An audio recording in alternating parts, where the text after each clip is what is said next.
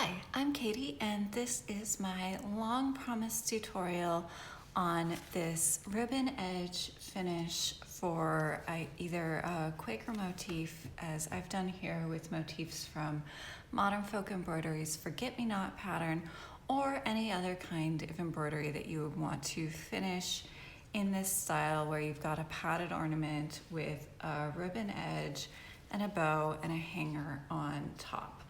A full materials list is included in the description below, so please check that to make sure you have everything before starting. But what you'll need in short is your embroidery. Here I have a motif done on 40 count legacy linen Piccadilly with Swagoblin 779. Backing fabric for the back of your embroidery. This is a very thin red silk shintung from Nude Fabrics that matches my embroidery.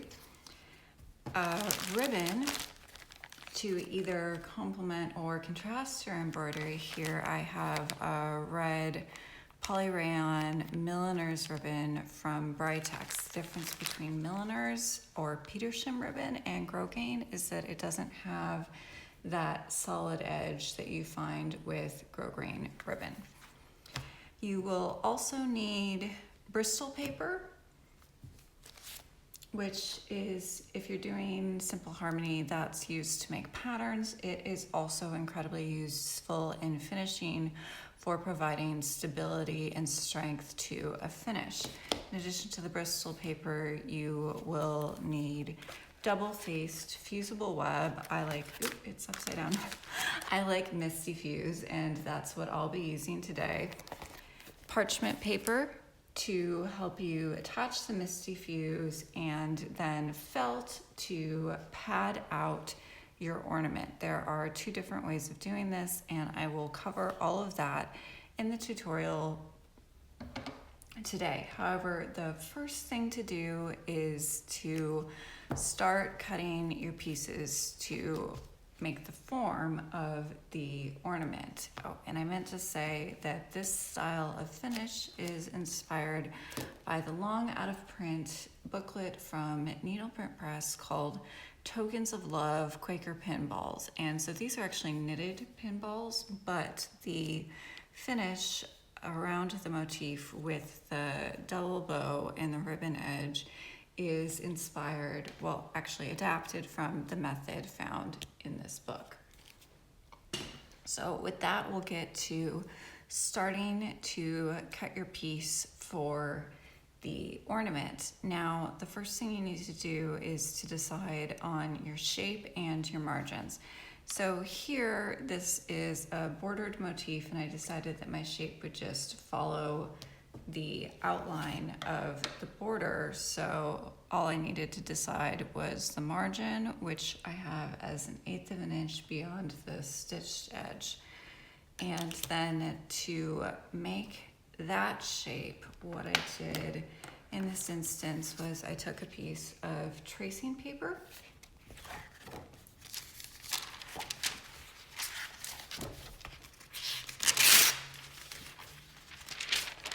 I laid it over my unfinished stitching, so at that point it looked like this, and then I used my ruler to get a line of 1/8 of an inch and then just drew the shape. Now, about drawing over your embroidery, you want to use something that will not permanently damage your fabric if you poke through while you're making your line, which is very easy to do. I've done it many times before.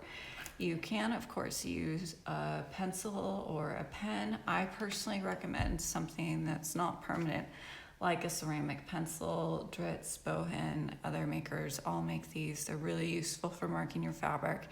And the great thing is that the marks fade over time. So if you were to draw your line and punch through your tracing paper while you did that, the mark you left on your fabric wouldn't permanently damage your finish. It would leave a mark, but it would fade over time.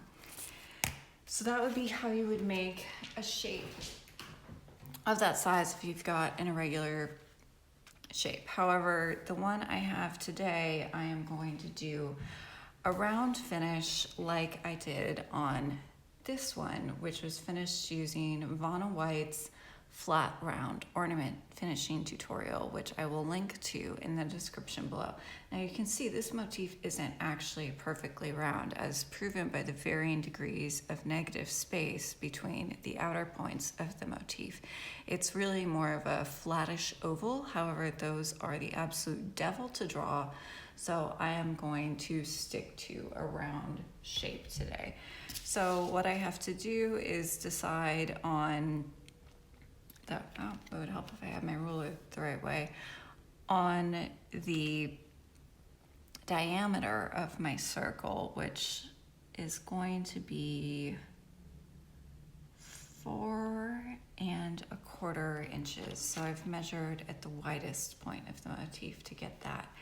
And then I will need my Bristol paper, which I've pre-cut to make 2 pieces, front and back, although I'll show you why. I'm only going to start by cutting the front piece. So I've got a pre-cut piece of Bristol. This is about 10 by 5, which will allow me to get 2 circles of the right size out of this. And then you also want to attach your Mistyfuse before you make your shapes, just because this stuff is really thin. It's difficult to cut accurately, so it's much easier to put a piece on a larger piece of Bristol paper and then cut down, and then that just makes life a lot easier. You're not getting sticky bits all over your iron, basically.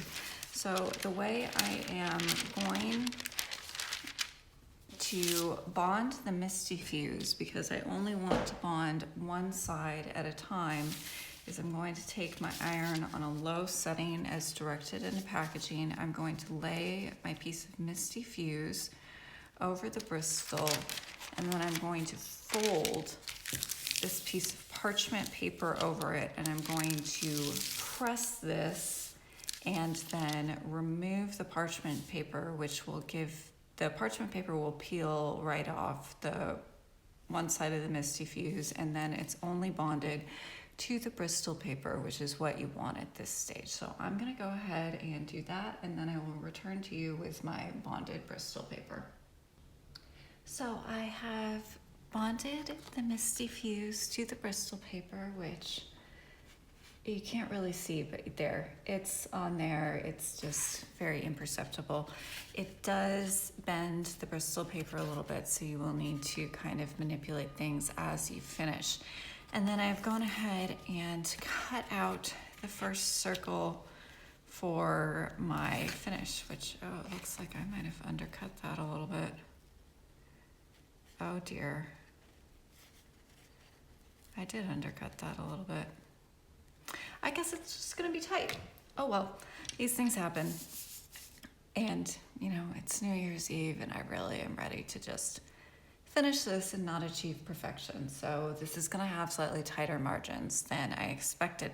Now, what I did to cut a circle is I used my Fisker's circle cutter. It can be a little difficult to get a perfectly accurate diameter measurement when you're cutting with this thing, as I just proved with my slightly too small circle. However, it does give you a perfectly circular cut, which is something that's really hard to get with scissors.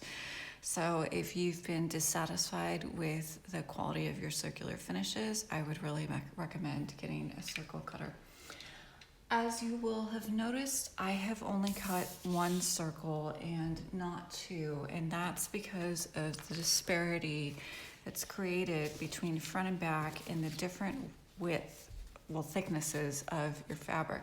This silk shantung is just tissue paper thin, whereas the linen has more heft to it. And that creates, if you start with rounds of the same size, that creates a front and back piece that are of slightly different size, which is kind of irritating to deal with. I had that problem on this ornament, which was my first of this type, and because this back piece is a little bit smaller than the front, the ribbon was gaping. I was able to correct for that, and you can't, by kind of gathering my stitches, but this isn't the cleanest finish possible. So what I've taken to doing is cutting my piece for the first, finishing it, and then measuring the size of that finished circle, and then cutting the back piece to match the front once the linen has been applied.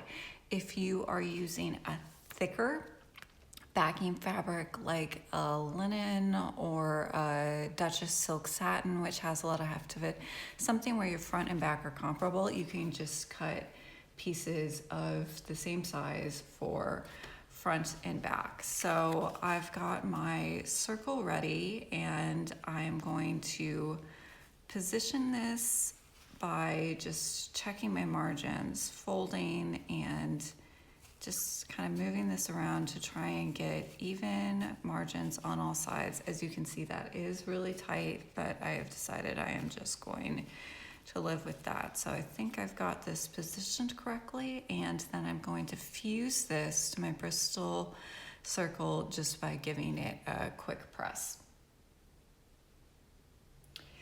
The front has now been bonded to my prepared circle, and the next thing to do is to turn and finish this edge, which I'm going to do in a manner very similar to Vonna White's flat round ornament finishing tutorial. And the first thing to do is to cut this down to a more manageable allowance. As you can see, I'm really not doing a very even job of this, but that's okay. It is not going to matter.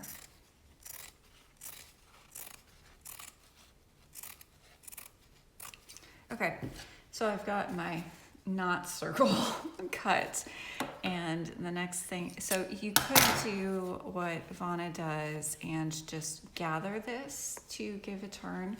However, just given how crisp you want this edge to be, I'm going to do something a little different. This would be more of a garment making technique, and I am going to clip this circle all around, getting close but not all the way to the edge of my circle, and then I am going to turn and gather it to get the smoothest possible finish and edge, because the ribbon that forms the side of your ornament goes to the edge of your top form, but it doesn't completely cover it. So if you've got a lumpy edge here, it's going to show. So it does behoove you to take a few extra steps just to get a cleaner edge here. So I'm going ahead and I'm just clipping this all the way around. Go back and add a few more. As you can see, I've made a mess. And so I've got clipped all around the circle. Now, there are two ways to do this. I am going to demonstrate what I would call the correct method. It's certainly better for your fabric in the long term. There is, however, a lazier method, which I have used in the past. I'd note that this is also only for rounds. For something that's one of the bordered motifs, I don't even know what you call this shape. I was never very good at geometry. You can just turn the edges under, press them, and then lace the turned under edges on the back side, which will give you a very neat edge. A circle is a little harder to deal with. So if you haven't yet stitched your motif and you're thinking about using this tutorial, I'd really recommend considering bordered hexagonal or whatever motif instead of a round. The round is a little more annoying to finish. So I am going to gather and lace this on the back. The other thing that you could do if you were feeling lazy is to actually glue these pieces down. You would take tacky glue or Jade 403 PVA and then apply it to each one of these little pieces and then press them down to create a neat edge. The glue will warp your Bristol paper, so if you are going to do this, please note that you will need to account for drying time. So when you've applied your glue, you will wrap it up in a flour sack towel or a clean piece of muslin, a pressing cloth, whatever, and then you will let this dry under weights. Otherwise, it's really going to warp your ornament. Because the Bristol paper provides strength, but it's not impervious to distortion. As you can see, it's already curving, and that's just from the pressing. So as you go through and do this, you know, just kind of flatten out your piece.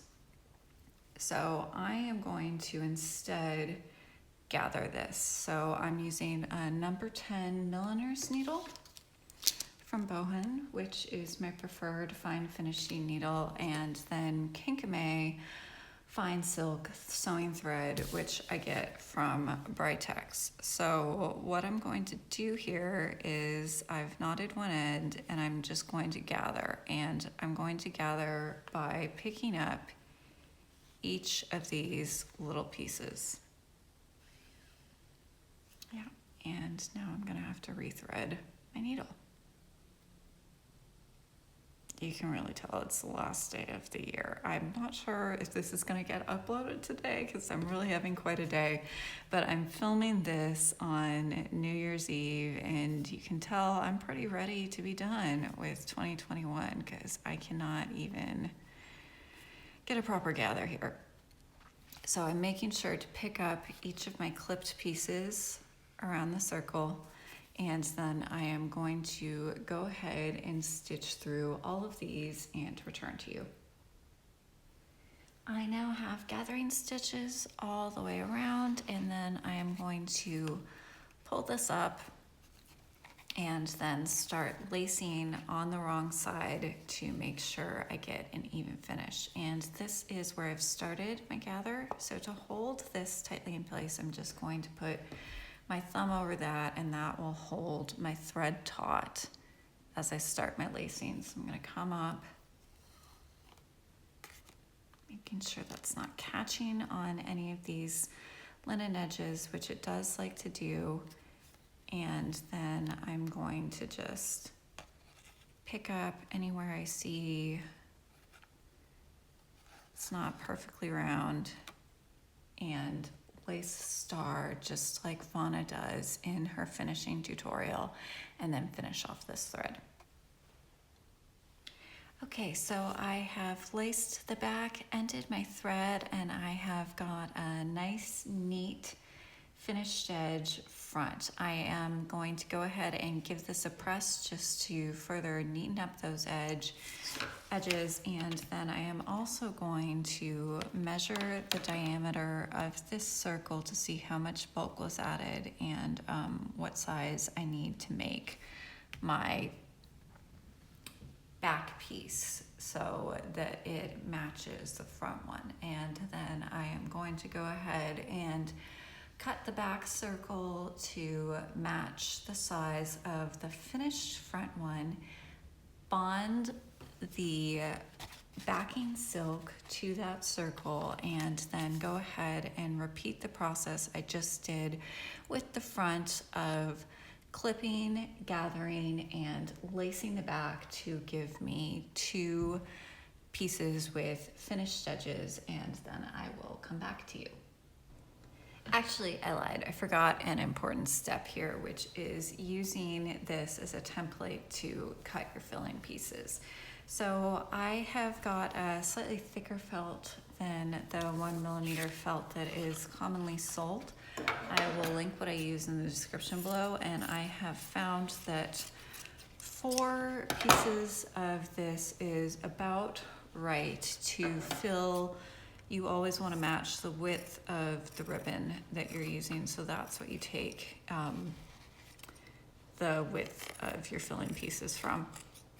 So what I'm doing here is I'm using my back piece as a template to cut the wool pieces with which I am going to pad out the interior to make this nice thick ornament that fits the width of the ribbon. So I'm going to use this template to cut 4 pieces of felt, and then I will go ahead and bond it to my back silk and create a finished round and come back to you. Okay, I'm back and I have a finished front circle, back circle, and 4 layers of felt to make the filling between the two.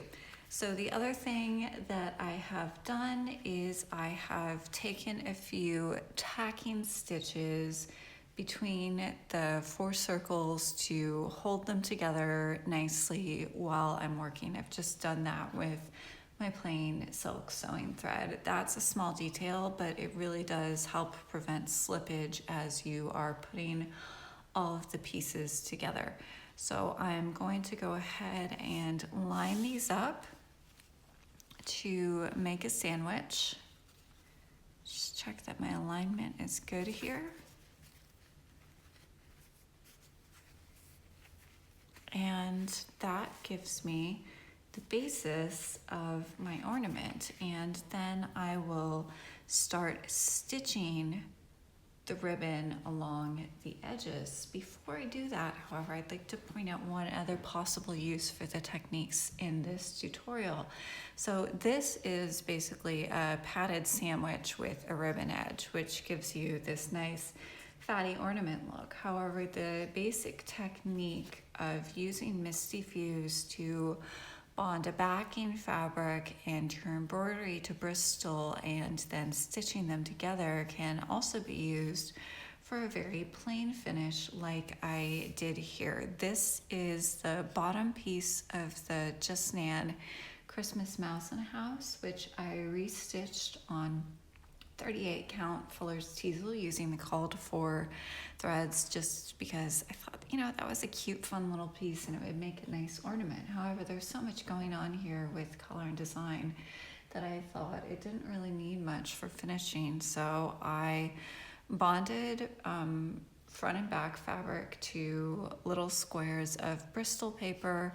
I turned under the edges and laced them to secure them. Then I sandwiched them together and slip stitched the edges and added a little Krynic metallic ribbon hanger for a very plain little finish. So that's basically the same technique I've outlined here, just without the padding and decorative ribbon. So always be thinking about the way techniques can be repurposed or used in other ways. But with that, I'll get back to this particular finish. So I'm going to start by just clipping the edge of my milliner's ribbon to get a clean cut. And then I'm going to start stitching this down. I've got Kinkame red silk sewing thread, which isn't a perfect match to my red here, but it's close enough. And then I'm going to start, I've got a knot on one end, and I'm going to just take this up from the inside here and then come up right at the edge. Oh, no, I'm not. I'm sorry, I really am having a day here. I actually want to start right here at what I've designated at the top, because this is going to be where your bow and your hanger get placed. So yes, please think more carefully than I just did about where you're going to start your stitching. So there, I'm coming right up at top center and emerging at the edge. And I've got my filling, my felt filling all lined up with my back piece, and then I'm going to lay my ribbon right on this edge, and I'm going to very carefully couch this down. So I've come up through my linen, and then I'm going to take a very small stitch through the ribbon and then come back up through the edge of this linen circle. You want your stitches to be placed.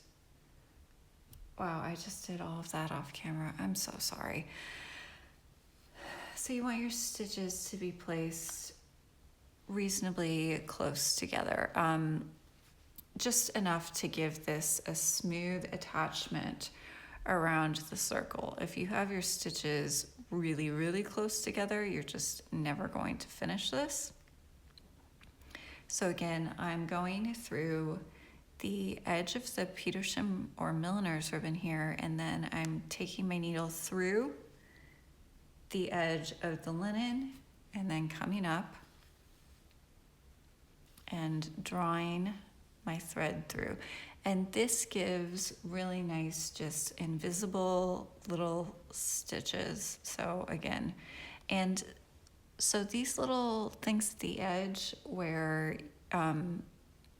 the back and forth loops of the weave make a really good sighting spot for your stitches to put your needle down into. And you're just basically sliding your needle diagonally, so you're going in on the ribbon and then out on the edge of your linen.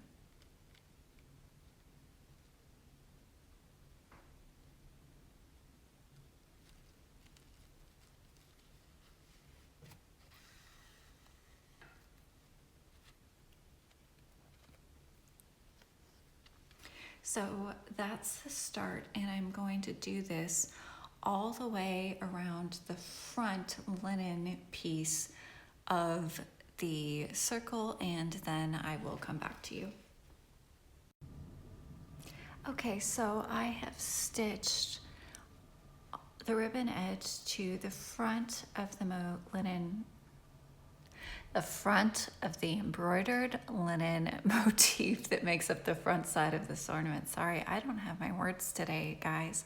And I've stitched all the way around to where I began at the top, and I ended that thread, started a new thread here at top center on the back, and then I am going to repeat the process of just slip stitching the edge of the ribbon to the edge of the fabric covered back. The most important point to remember is that you always want the edge of the ribbon to be flush with your back piece here. So just make sure that the ribbon's not slipping out or over at any point, and that you keep those two aligned. So I'm going to do the exact same as I did for the front. If I could keep this not tangled with my ribbon, which is apparently hard for me. So I'm picking up just the edge of the ribbon and then coming, sorry, trying to keep my index finger out of the way. I seem to lay that down as a stabilizer when I'm stitching without realizing it, and that works for me, but it does kind of tends to mess up the view on the video. So again, just picking up that edge on the ribbon and then coming out on the edge of my fabric covered round on the back. Pull my thread through to keep those tight. Again, making sure that the back edge and the edge of the ribbon are totally flush, which is what gives you a neat edge on this type of finishing. Pulling that tight.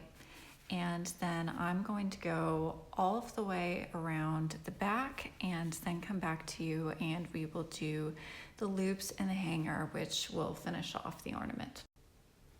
Okay, so I have slip stitched all the way around the back, giving me a nice neat edge. And I just like to point out, how the difference in process between these two ornaments really improved the results. So on my round, I had finished fabric covered pieces that were the same size.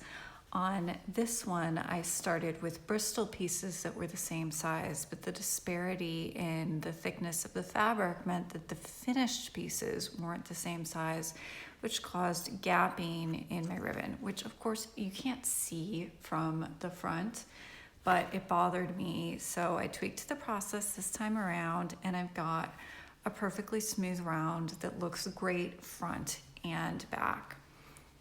So now we are going to make the bow. So I've just come up where I've started. I've taken a little tiny tacking stitch here to secure my stitches, and we will start making the faux bow on the top here. So this is really just something you eyeball how big you want it to be. So I'm thinking about there for the first loop.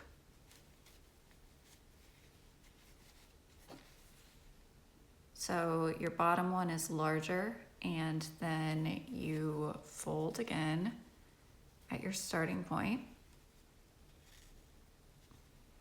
And then you make a slightly, sorry, this is hard to do on camera, keeping everything. So then, yeah, slightly smaller loop at the top.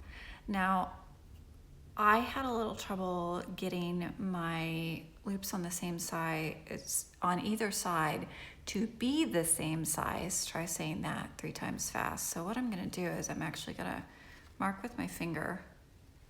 You can also finger press these so that you can return to your folds. And I'm gonna take a ruler and measure just how much ribbon I have here.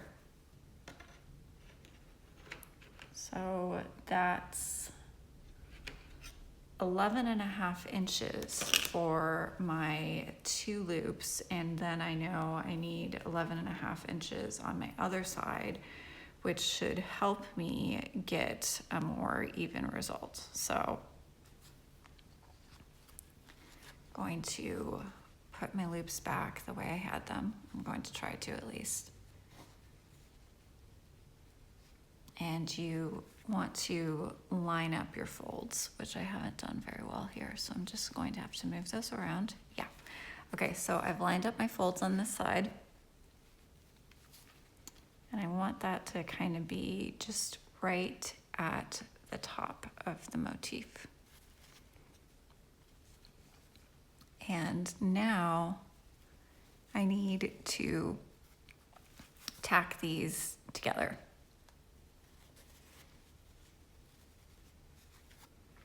So I've got my working thread from the back side, and I'm just going to come up through all of the layers like so. And I'm just going to take just little tiny stitches through the through all of the folds, and that will hold my loops in place. So I'm just going through to the front side here.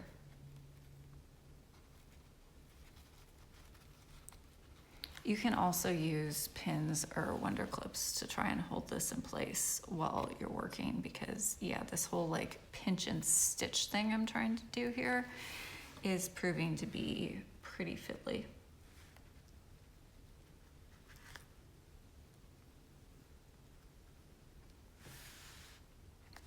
Okay, gone through all 3 layers.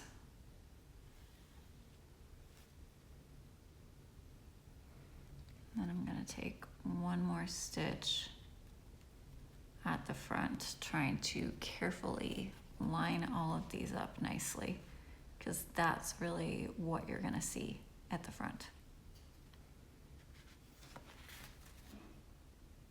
Like that.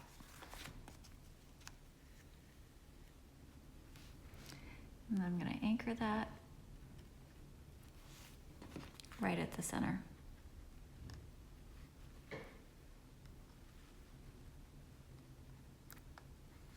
Try to. I'm really not at my best today. I apologize.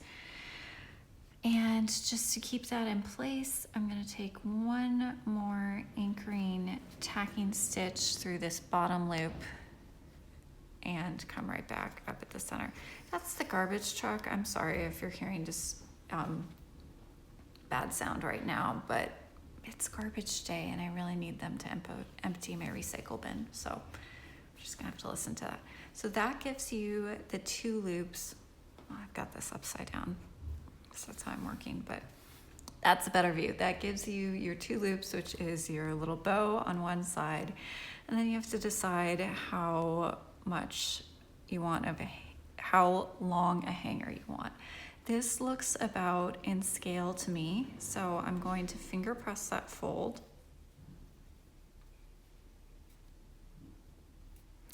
And then I'm gonna measure 11.5 inches of ribbon and then cut.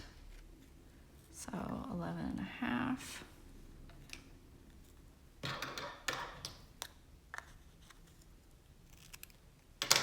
And cut.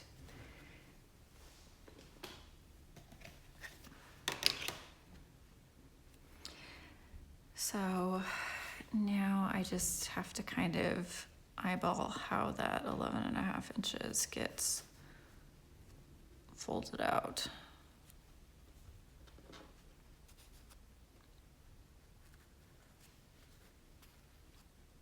Oh, that actually looks about right to me. Yay. Okay. So now I am pinching those together, and again, you can be smarter than me and use pins. I don't really know why I'm doing it this way, I just am. It's New Year's Eve, it's been raining here for like a week. I'm just going the path of least resistance, even if it's stupid. So I have brought my needle up through the stack of ribbon here. Going to take just a tiny tacking stitch at the front, right there, just to secure those loops.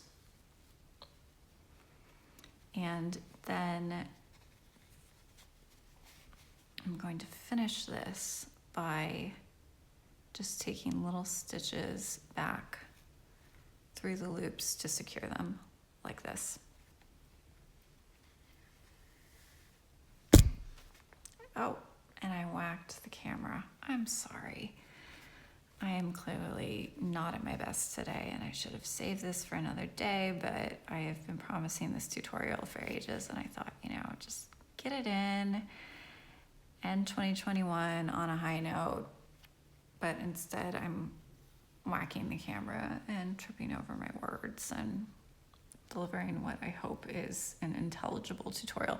So I've taken a few just small stitches to secure everything. I've gone all the way to the back, and then just to keep everything in place, I'm going to take my needle through all the little layers of the loops on this side and come down at the fabric there, and that will secure it.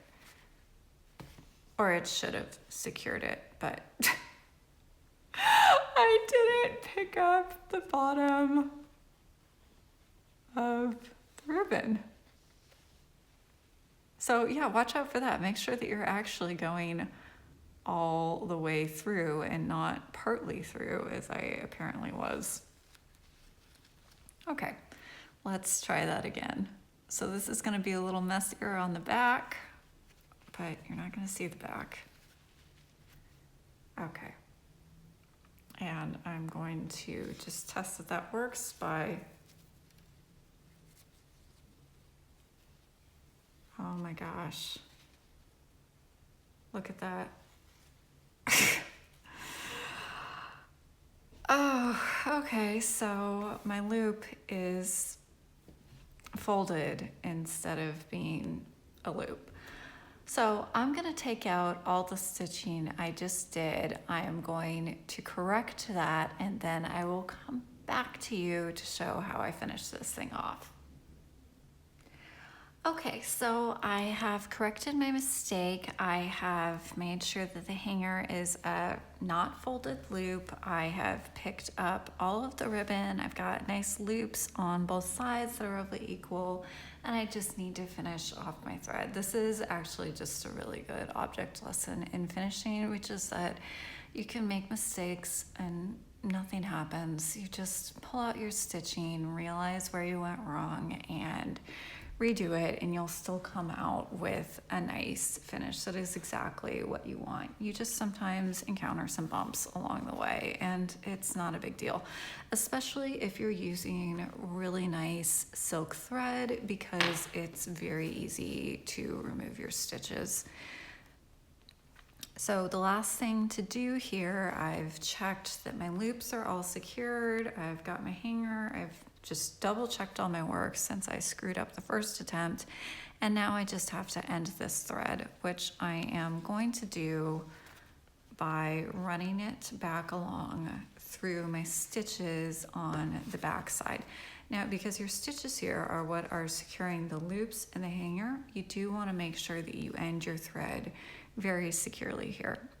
So I'm just going back through my stitching, picking up very small bites on the back side.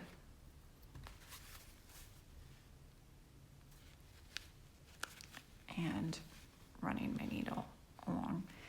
And then I am going to work it back in the other direction.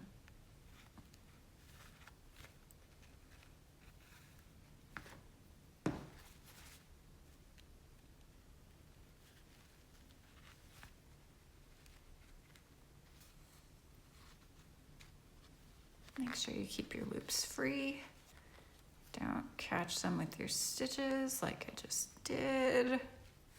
Okay, I think that's good enough. And now I am going to go ahead and clip this thread, which gives me a beautiful finished ornament with nice, neat ribbon sides. And that is the ribbon edge ornament finishing tutorial, which I hope you enjoyed despite the flubs. I'll be back for my next floss tube on Tuesday, and until then, happy stitching.